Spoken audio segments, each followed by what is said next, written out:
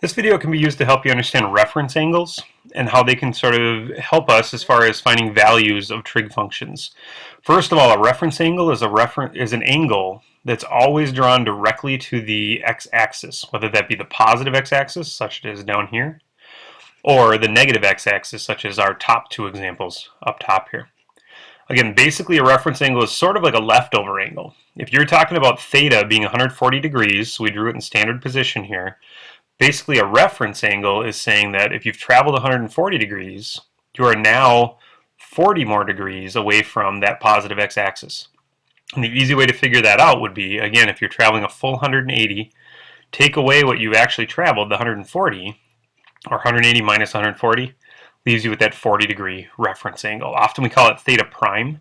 If theta is your original angle, theta prime is saying it's sort of a geometric transformation of that angle. We've subtracted in order to find that remainder angle. Depending on which quadrant you're in, you can find that reference angle in different ways. Obviously in the second quadrant, we can just take our actual angle and subtract from 180. If you're in the fourth quadrant, very similarly, you can take your 360 degree or full circle, or if you were in radians 2 pi, and subtract off your angle. So if we took 360 minus 325, that leaves us again with that 35 degree angle left over. In the third quadrant, now you're traveling 180 degrees plus some extra. And our question is, what is that extra? So if we take our 243 and subtract off that extra 180, we find out that we're 63 degrees beyond that line. And finally, if you're in the first quadrant, basically your reference angle is your actual angle unless your actual angle isn't in the first full circle. So negative 690, the first thing that I would do is find some coterminal angles. So if I add 360 degrees, in fact a couple of times over, we'll find out that we are 30 degrees, and that reference angle then is a 30 degree angle. Now, that's finding reference angles. I hope that makes it easy for you.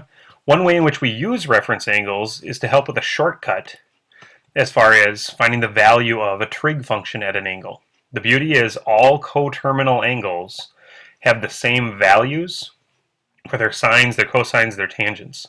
Because again, if you drew out that angle, so if I draw a picture of 660 degrees, the big idea is, well, 660 minus 360, so to find a coterminal, is 300 degrees.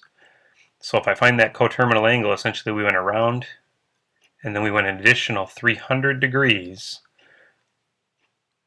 Your reference angle then, if you traveled 300 degrees, is going to be 360 minus 300, or a 60 degree reference angle. And that's again this angle right here.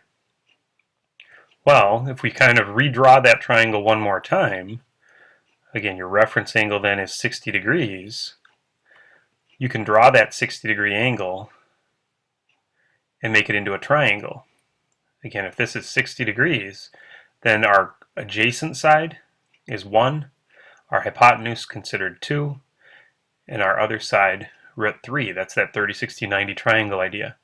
So find your trig value for the reference angle is taking your angle at standard position here and saying that the sine of 60 degrees will be opposite over hypotenuse, or basically equal to root 3 over 2. You could also find that value on your unit circle. So we have that value. Now we just want to think about the quadrant a little bit. Because we're in quadrant 4, right, and our sine value is typically going to be our y-coordinate on a unit circle, so we're talking a negative value, right? Or if we redrew our triangle very quickly here, we'd actually want to draw it in quadrant 4, right? Which means our adjacent side again is still 1, our hypotenuse is still 2, but notice we went downwards, so we have a negative root 3.